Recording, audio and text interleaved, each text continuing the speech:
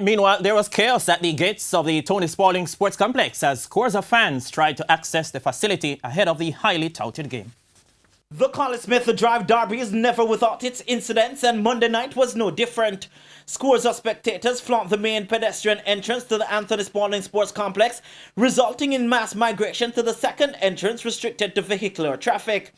And from there, things took a turn. I'm there from 7 o'clock, I'm going to match and can't go in. This man could be seen trying desperately to keep supporters from rushing through the gate.